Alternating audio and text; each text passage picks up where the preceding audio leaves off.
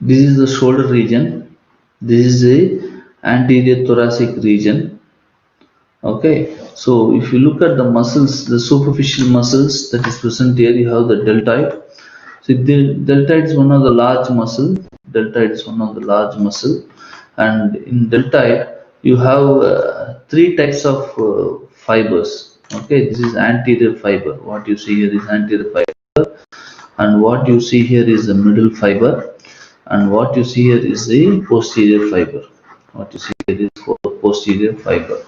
So I know this muscle you will use it for intramuscular injection. Generally, if anyone asks me to give intramuscular injection, I don't prefer deltoid. I prefer only gluteus. Okay. So how you should give injection? They say you have to give injection in 45-degree. Okay. Suppose if you should give in the middle of the bulk muscle, that little bit lower region. Okay. If you are giving more superficial here, what happens? There are some neurovascular structures. Okay. So for that, I will show you the nerves that is running underneath, and also the blood vessel that is running there. So what I will do, suppose when we give intramuscular injection, the deltoid, uh, there are, see, this is the surgical neck of the humerus. Okay, in the surgical neck you have the circumflex humeral artery. You have the circumflex that is coiling the surgical neck, and this is the axillary nerve. This is the axillary nerve. Can you see? This is an axillary nerve that is coiling the surgical neck of the humerus. So these neurovascular structures are prone for damage. So that is why you have to give intramuscular injection little bit lower side. When you inject here, the medicine is pumped here. Okay, so take care of this neurovascular structure when you give intramuscular injection in this deltoid muscle. All right. Now, okay. Now what I will do, I will remove this deltoid muscle. Then you have this anterior chest muscle, the pectoralis major muscle. So this pectoralis major is the anterior chest muscle that does the abduction. See, it is inserting in the shaft of the humerus. This pectoralis major is inserting in the shaft of the humerus. For females, this mammary gland is placed on the pectoralis major muscle. Okay, so the mammary gland extends like a small tail towards axilla. We call it as a tail of Spence. Okay, so this is a suspensory ligament, and this is the adipose tissue on the mammary gland, and this is the actual mammary gland. This is the actual mammary gland, and these are the mammary sinus. So this whole mammary gland is just placed on the pectoralis muscle. Okay, it is not the mammary gland is placed on the pectoralis major muscle. So under the pectoralis major you have this pectoralis minor muscle. You have the pectoralis minor muscle. So this is the extra gland that is placed on the pectoralis major muscle for females. Okay, so you should understand the relationship of the mammary gland as well as the muscle and the thoracic cage. All right. So now we will go the other muscles. Now what I will do, I will remove this pectoralis muscle major and pectoralis minor. Okay. Apart from this, in the shoulder, there are small muscles that is attaching the humerus and the scapula. Okay, this is the humerus, scapula and the humerus. So I want to show you these small muscles, especially for physiotherapy students. It's very important. Okay, these muscles hold the head of the humerus towards the glenoid cavity of the scapula. Okay, so these four small muscles are called as rotator cuff muscles. They rotate the shoulder. These four muscles are called as rotator cuff muscles. This muscle is the subscapularis muscle, and this muscle is called as supraspinatus muscle, and this muscle is called as infraspinatus muscle, and this muscle is called as teres minor. This small muscle is called as teres minor. So all these four muscles collectively called as rotator cuff muscles, and they initiate the shoulder movement. This is very important because sometimes when there is rotator cuff injury, the patient feels there is pain in the initial aspect of the movement, then later it is fine. Okay, that means what? When there is pain in the initial action or initial movement of the shoulder, that means there is some stress or strain in the rotator cuff muscles. Okay, so this is very important muscles that you have to know, the rotator cuff muscles. Then coming to the intercostal muscles of the thoracic cage. So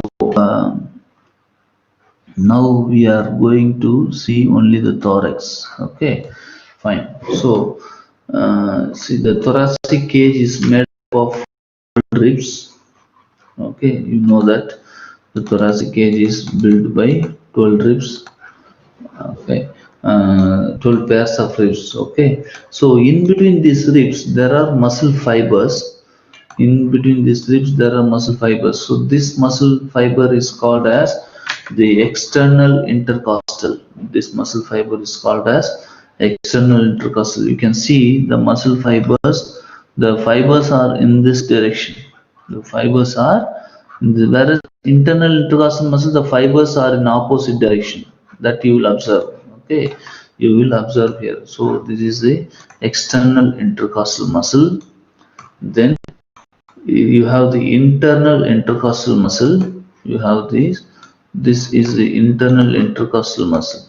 In external intercostal, this is external and this is internal. You see the internal intercostal muscles fibers are in opposite direction, so they are in the form of X. Okay, the muscle fibers are arranged in the opposite direction. This is internal intercostal muscles, and this is the innermost intercostal muscle, or we can also call it transverse intercostalis. Okay, some books they call them as transverse intercostalis. So these are the three muscles that is present in the intercostal space. Costal means ribs, inter means in between. Okay, so only thing is you have to, in the clinical aspect, you have to give more importance for this structures that is passing in between this intercostal space. Okay, you see there is one blood vessel that is coming. This is called as intercostal artery. This is called as intercostal artery. This is called as intercostal artery. Can you see? Okay. Okay. You see, this is the intercostal artery, the red color tube. Okay. Then you have the intercostal vein. This is the intercostal vein.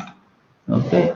The blue color tube. Okay. And also you have the intercostal nerve. You also have the intercostal nerve. See the yellow color. So all this you can see here. Intercostal artery, intercostal vein, and intercostal nerve. These are the three structures that is passing through the this. Okay, so you have to save these structures when you are puncturing the thorax, because when there is fluid collection in the pleural space, you have to puncture here and take the fluid out. So that time you should not damage these vessels. You should not damage these vessels. Okay, so this is what you have to understand here: the intercostal vein, artery, and the nerve. Okay, vein. Just keep in mind, vein is going in the intercostal space. Vein, artery, and the nerve. Okay. Next, you have the diaphragm. So this.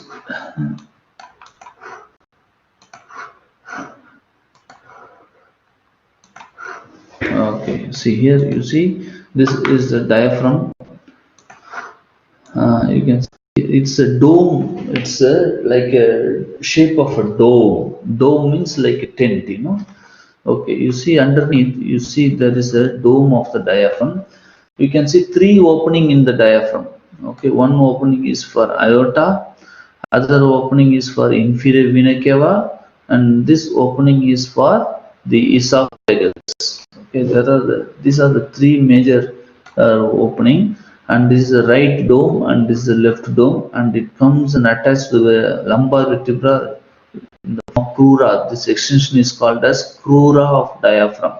Okay, so here when this diaphragm becomes flat by contraction, what happens? The pressure, negative pressure builds up in the thoracic cavity, and there you will feel, then the lung will start to expand. That you will study in the respiratory system. Okay, just know this is the diaphragm, and if you look at the innervation of the diaphragm,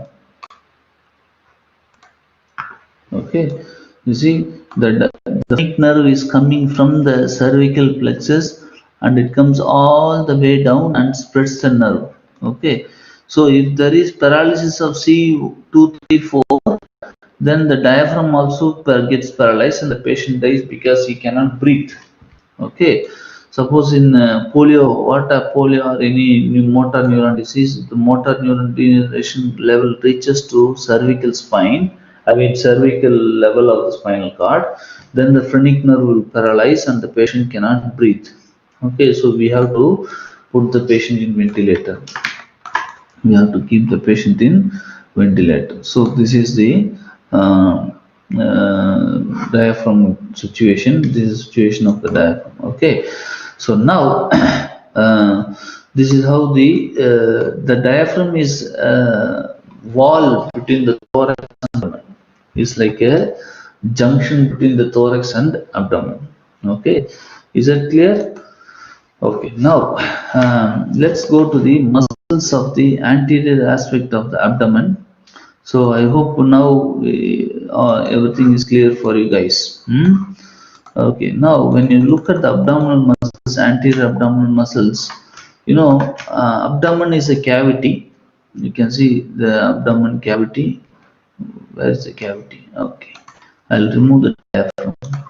Okay, from here you see this abdomen is a cavity where the intestinal structures, intra-abdominal contents are present. Okay, in the midline of the abdomen there is a thick band of tissue. This is called as linea alba.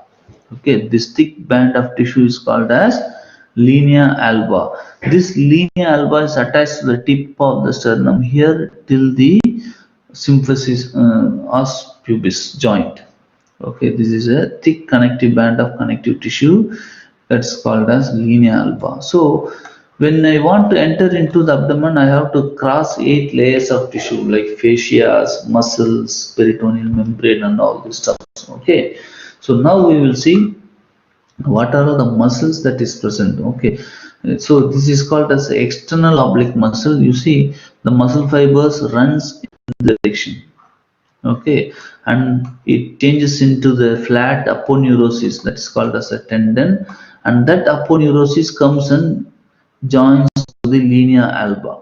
Okay, so if you see here, this bone is called as, this is the iliac bone and this is the pubic bone, and here this is anterior superior iliac spine and the pubic tubercle.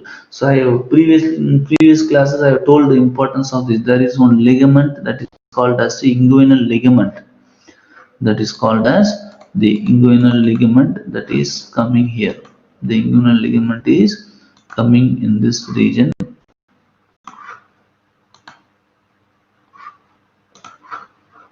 Okay, this is the inguinal ligament. This is the inguinal ligament. Okay. So this is the external oblique muscle. I'll remove that. Then you have the internal oblique muscle. Okay, you see now this internal oblique muscle fiber from the midline it is going in this direction, but external oblique muscle fiber they come in this direction, whereas internal oblique muscle fiber they go in the opposite direction. Okay, so they change into aponeurosis and come to the midline. Okay, now then you have this transverse abdominis muscle. You have the transverse abdominis muscle. The muscle fibers are in the transverse plane and they are attached to the linea alba in the center. Okay, this is a transverse abdominis muscle, you can see. But in the anterior aspect you can see this muscle is called as rectus abdominis. So if you see the specialty of the muscle, this is a muscle bulk and this is a tendon. This is a muscle bulk and this is a tendon. This is a muscle ball and this is a tendon. So when you do exercise, the tone of the muscle, abdominal exercise, the tone of the muscle is appearing here, increasing here, and that appears like a six pack. Okay, so this is the rectus abdominis. Okay, so these are the muscles of the anterior abdominal wall. Okay, but these muscle fibers, they come down and they aponeurosis forms a tubular structure in the inguinal ligament.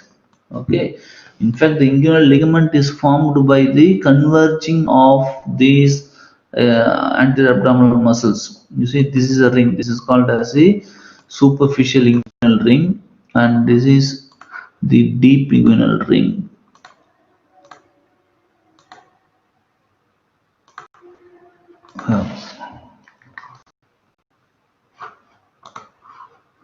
Okay.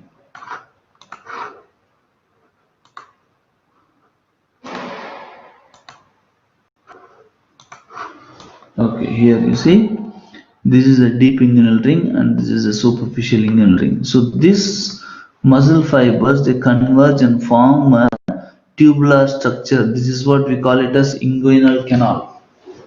This is what we call it as inguinal canal. Okay. So what happens? These males are prone for inguinal hernia. I will show you how that mechanism comes. Here you can see the deep inguinal ring and you can see the superficial inguinal ring. So if you look at these urogenital structures, you see the vas deferens, that is the spermatic cord, is coming all the way down through this tube. Okay, you can see this is a tube. I will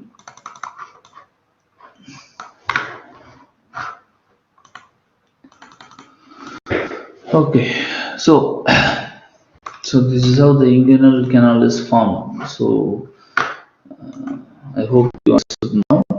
Okay, now you can see the spermatic cord that is coming in through this inguinal ring.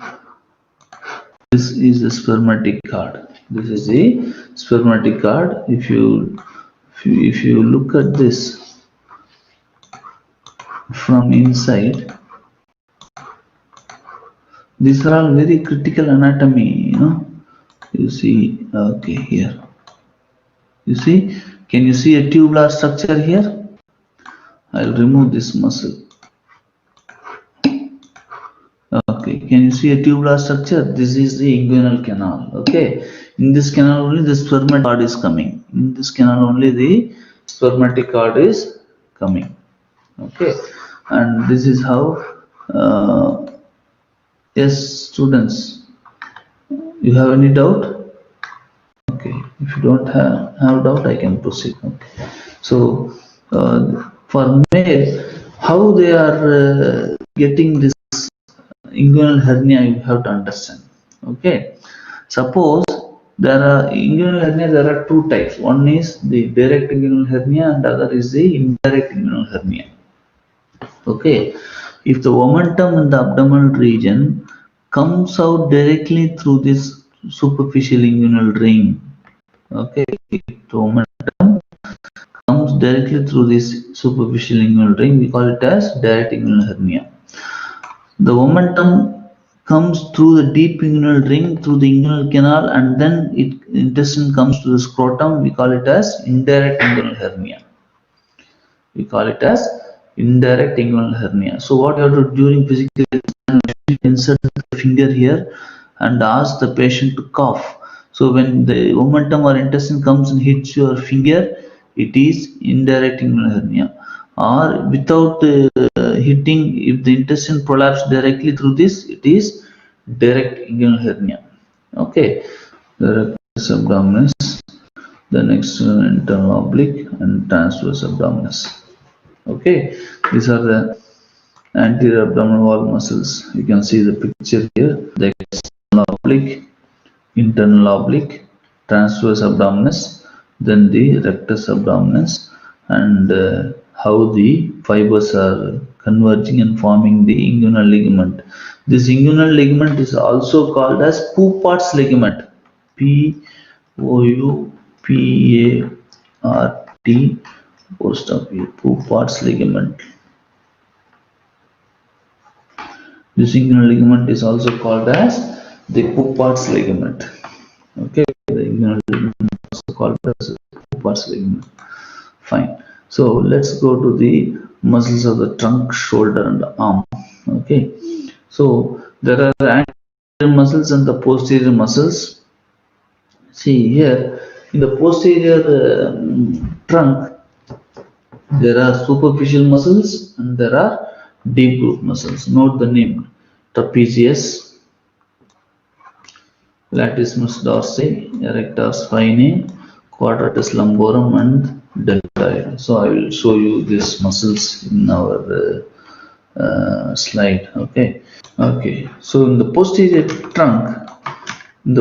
trunk, what you see here is a large muscle in the posterior trunk. This muscle is called as the trapezius. This muscle is called as the trapezius. Okay, I have drawn a midline. So this is the right side and this is the left side. Okay, this is the left side. So here you can see this large triangular muscle is a trapezius muscle. Okay, so this trapezius muscle, it has upper fibers, middle fibers, and lower fibers. The trapezius muscle has upper fiber, middle fiber, and the lower fiber.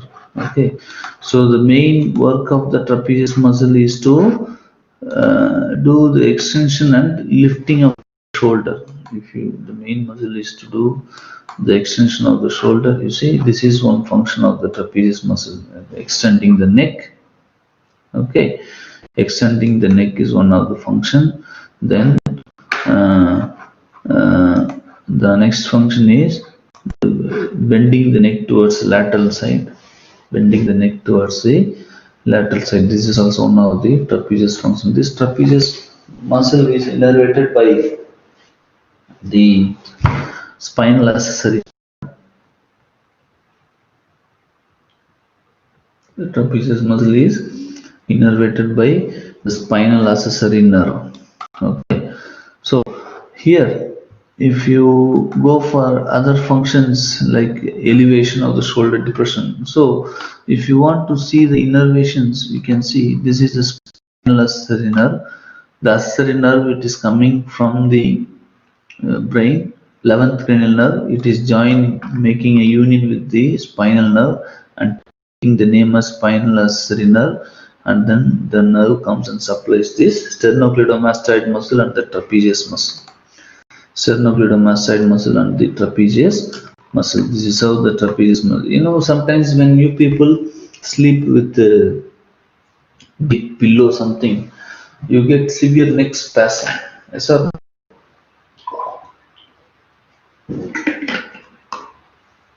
So that time there is severe spasm of the trapezius muscle. Okay. So if there is degeneration of cervical spine, the pain radiates along through the trapezius muscle to the shoulder and the arm. Fine. So this is what you have to understand about the trapezius muscle. This trapezius muscle is more superficial. Now I will remove the superficial muscle and then I will go for the next largest flat muscle in the body. This is the latissimus dorsi. This is called as a latissimus dorsi, the largest flat muscle in the body. This is the largest flat muscle in the body,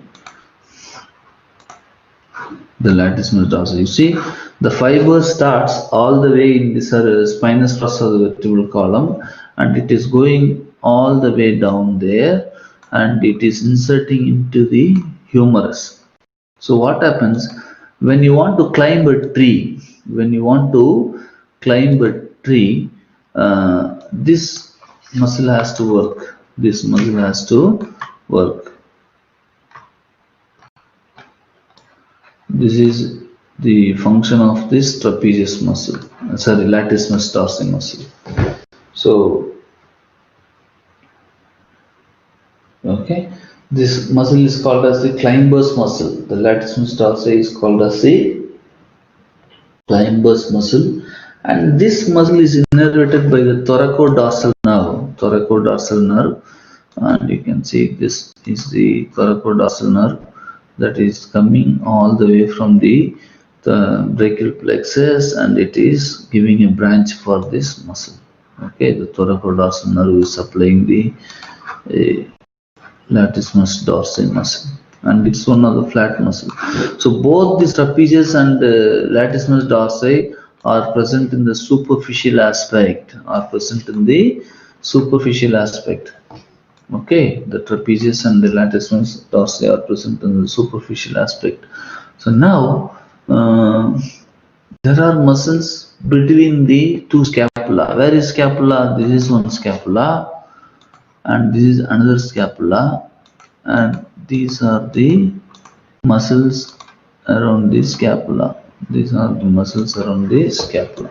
Okay, so we call them as interscapular muscles, the muscles that is present in between the scapula, the muscles that are present in between the scapula. So this one,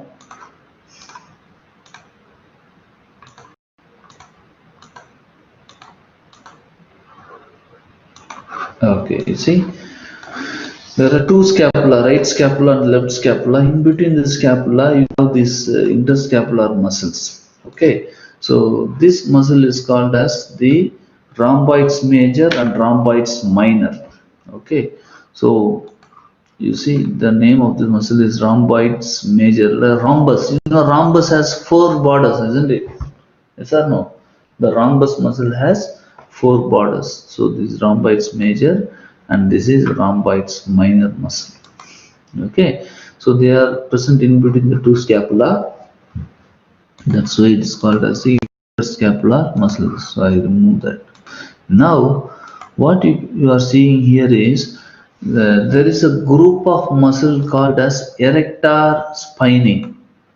There are a group of muscle called as erector spinae. You see the spine is getting erect. You can see this.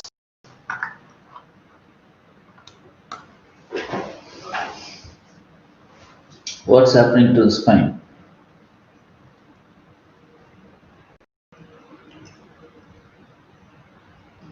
Now the spine is getting erect. Okay, so that's why this group of muscle is called as erector spinae. In fact, there are four muscles for the erector spinae. All the paraspinal muscles, that is muscles present in parallel aspect to the spinal cord, I mean the vertebral column, we call it as paraspinal muscles. Okay, and all these muscles are called as erector spinae. It consists of three parts. One is longissimus thoracis, other is iliocostalis thoracis, then the next muscle is iliocostalis lumborum, and then the spinalis thoracis. Okay, all these muscles, they start from this region and they go all the way up to the neck region. So in the neck region it takes the name as semispinalis capitis muscle. Okay, it is taking the name as semispinalis capitis and semispinalis cervicis. All these muscles are collectively called as erector spinae muscle. It erects the spine. Okay, so these are called as paraspinal muscles, that is muscles that is present in parallel to the vertebral column. Now what you have seen in the anatomy is this trapezius muscle, that is coming like a big triangle in the posterior neck. Okay, then deltoid muscle and the latissimus dorsi muscle, the climbing muscle, largest flat muscle. Okay, then in the next slide you will see this erector spinae muscle that consists of iliocostalis, longissimus and the spinalis. All these three muscles are called as erector spinae muscles, and the quadratus lumborum is a muscle that is attached to the iliac crest and to the lumbar vertebral transverse process. So this helps in balancing the body, balancing the quadratus lumborum.